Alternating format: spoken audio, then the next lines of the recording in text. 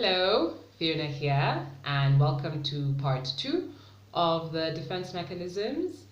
We looked at the first 5, which were denial, projection, introjection, repression, and displacement, right? I go into depth in that first video, so if you want to do a refresher, you can go back and look at that video. And so in this video, we're going to look at another 5.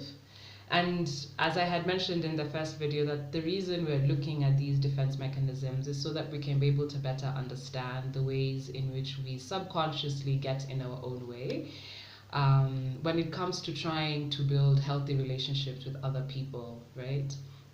So how can we take greater responsibility for how we show up within those relationships to ensure that they are of the best quality possible? Yeah. So number 6 that we will look at is suppression, which we had talked about a bit in the group.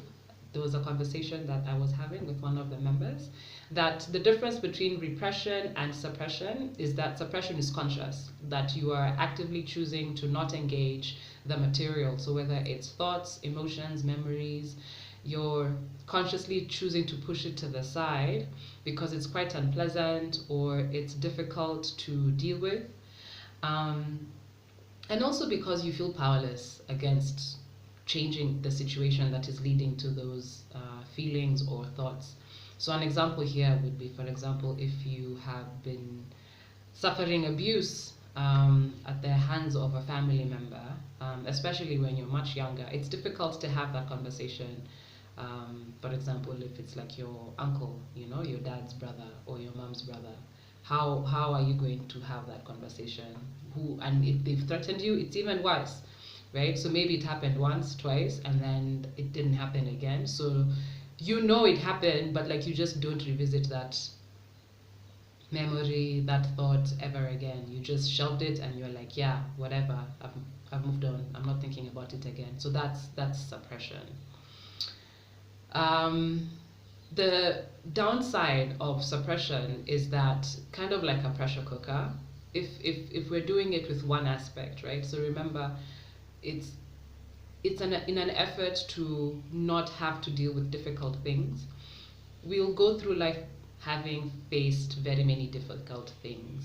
So if you keep accumulating things that you are now pushing to the side, pushing to the side, pushing to the side, like the pressure cooker, it'll build at some point and then just have like a explosive moment. Which is why therapy is important, because then you get to talk about these things in a setting that is safe, where there is no judgment, and you can get to process those memories or those thoughts. Number 7 is reaction formation, which is, like the name suggests, you consciously choosing to form a reaction that is quite opposite to the one that you have in response to a particular situation. So you are replacing something that is unwanted with its opposite, or something that is undesirable with its opposite. Say you were seeing someone and then that relationship has ended, right? The normal impulse that would arise after a relationship has ended is that there's sadness. But whenever people ask you how you're doing, you're like, yeah, I'm busy, I'm cool, I'm fine, I'm actually happy, I'm relieved.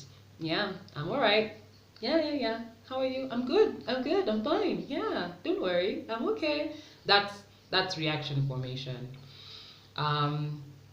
We do it so as not to, I suppose, deal with those uncomfortable feelings. There's also an element of wanting to appear that you are in control, maybe more than you actually are. Perhaps going into those emotions would make you feel like you're weak, so you'd rather just show everyone else and even yourself that you're actually strong, and that relationship isn't making you feel some type of way. It could be also related to a job, like if you've been fired from a job and you're like, it's fine, I'm okay, I'm actually relieved, I don't have to go into that place anymore. You'll find that reaction formation also can be coupled with another one that I'll speak about a bit later. So now we'll go on to number 8, which is sublimation. Sublimation is the converting of unacceptable impulses into more acceptable ones. So if you were to have a fight with your partner, for example, and you're very angry, instead of in that moment choosing to respond in anger, you go out for a walk. Or if you had like a really stressful day at work, like things just, were not going the way they were supposed to, and they were just accumulating throughout the day, choosing to go to the gym and run on the treadmill, or go and punch that kabag for boxing, right? Yeah, so now you're converting an impulse where you would have lashed out into something that is more acceptable. And it's great in the short term. However, the thing to maybe take note of is the fact that you still want to be able to deal with the issues that are creating those unwanted impulses to begin with. Like whatever that fight was about with your partner, you want to be able to resolve it.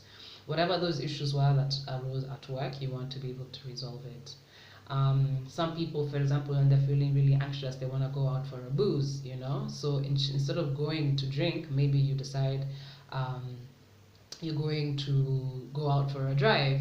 And that's okay, do the drive, but deal with the thing that is causing the anxiety, so that you're not having to like seek these strategies to cope with something that is not being resolved. Yeah.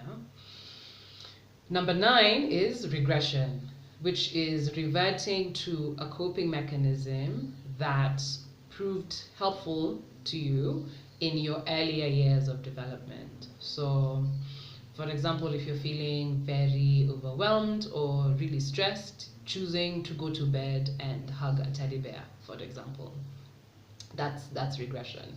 Because yeah, a 40-year-old ideally is not someone you would imagine has a teddy bear, but because in that particular moment, like, you don't really know what to do, just going to bed and hugging the teddy bear is what makes most sense for you, because it worked at some point, and so you do it.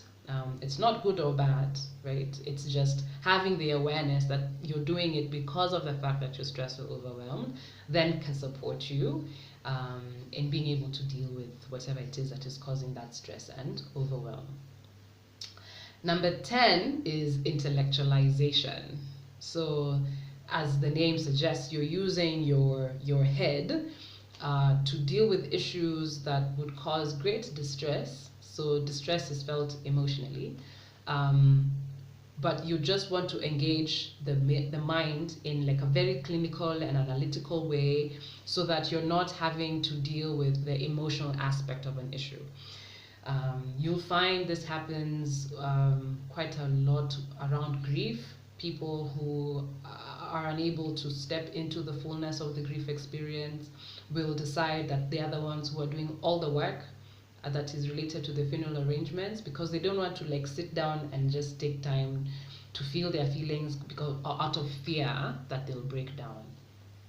Another example would be someone who receives a diagnosis for a terminal illness, and they've heard what the doctor has said, and they have like however long to live, and they are not going to go into the feeling of like fear or maybe even anger or whatever. They'll be like, okay, what are the academic people saying about this particular disease, and now they spend their time just doing research and talking to other professionals, not really allowing themselves that time and space to feel the distress of the fact that your life is actually in danger, and you might not live very long, right?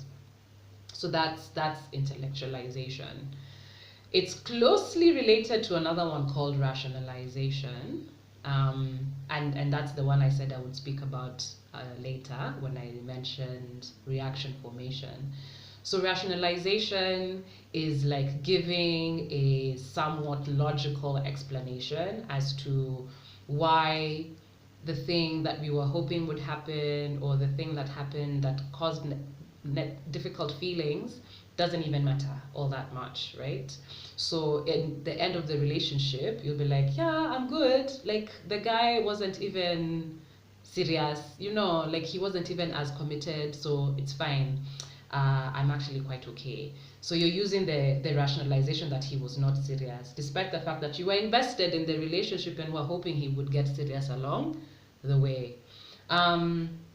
With the job, you'll be like, they were not even paying me that much. They're not paying me my value, so it's fine. I'm happy that I'm no longer there.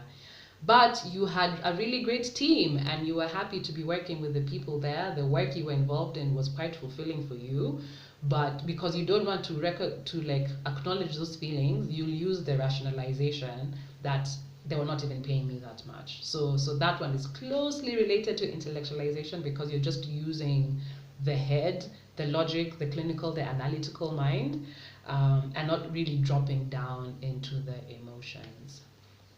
So I think with that, this will be the last video on the defense mechanisms. You guys can do more research on them because they're quite a number. You'll find more. These are the main ones that will be discussed in psychology.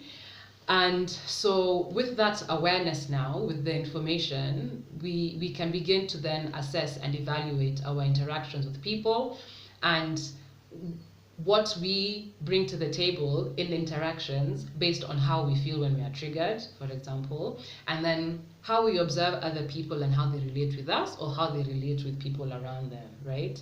Because you can be able to reassure a colleague when the boss has lashed out at them that, you know what, it's fine. I don't take it personally. He's probably just displacing whatever his negative feelings are from a board meeting that they had, and maybe he was keleleshwa there. So because he can't keep it inside, he came and decided kelelesha and you. So it's not really about you, because now you have the information.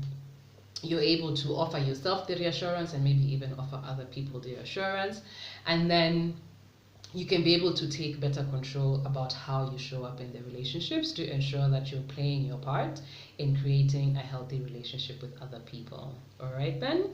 I hope to hear from you. Should you have any questions, any comments, any observations, and until next time, ciao.